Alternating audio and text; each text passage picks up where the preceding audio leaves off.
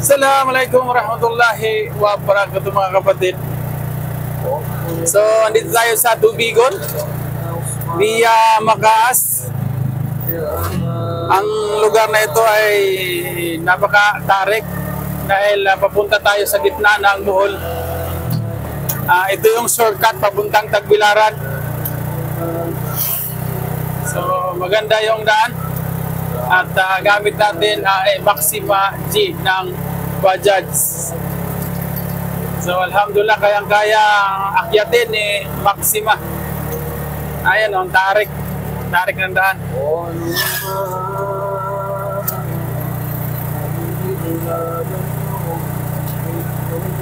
So try nating kuha ng passport, baka naman maka-abroad.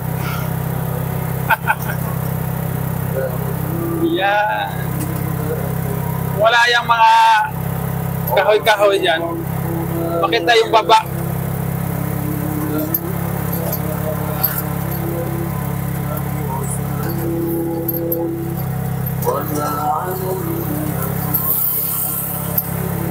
Yun oh. Tapos grabe yung liko. Ito kaya.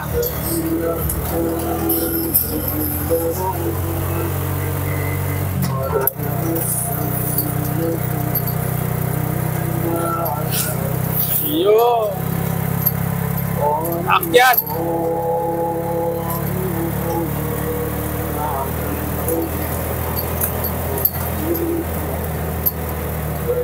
Ganda yung daan, asfalto. Asfalto.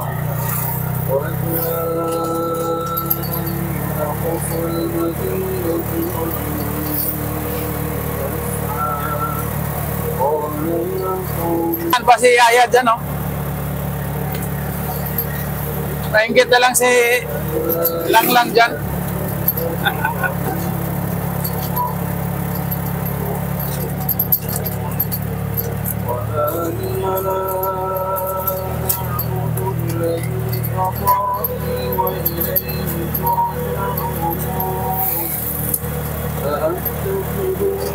Puro paahon.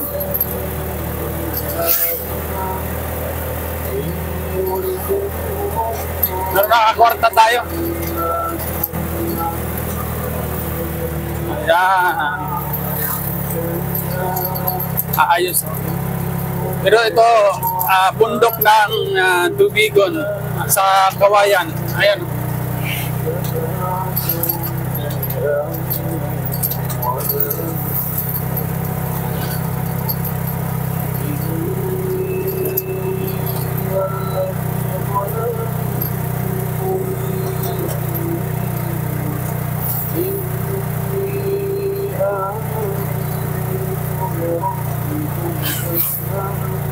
Kawayan, barangay Kawayan ng Tubigon.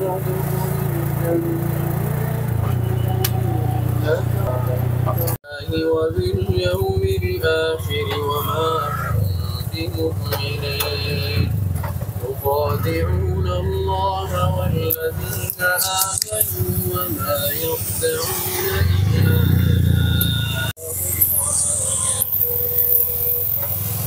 Okay. Alhamdulillah Rabbil Alamin. So ang ganda ng tanawin mga kapatid, oh. Ayan, oh. Yun, overlooking. Mashallah. Yan ang somewhere in Hitafe. Ayan. So baba na tayo ng Makaas. Ngayon na Makaas tayo. Ngayon naman Makaas. Pauwi na tayo mga kapatid papuntang Talibon. Tapos na tayo sa ating bakay kanina. Nagkuha lang tayo ng passport. So mayroon na pong DFA, Department of Foreign Affairs sa Tagbilaran. Nasa 5th floor ng Alturas. So yung mga taga Bohol, so maaari na po kayong kumuha, wag na po kayong pumunta ng Cebu. dito na kayo sa Tagbilaran. Madali lang. Basta mayroon lang kayong mga requirements. Yung mga renewal tulad ko. Appointment lang. Online. Punta lang kayo doon sa Tagbilaran DFA. Meron dong mga requirements. So magpa-appointment lang kayo. Inshallah. At madali lang ang process.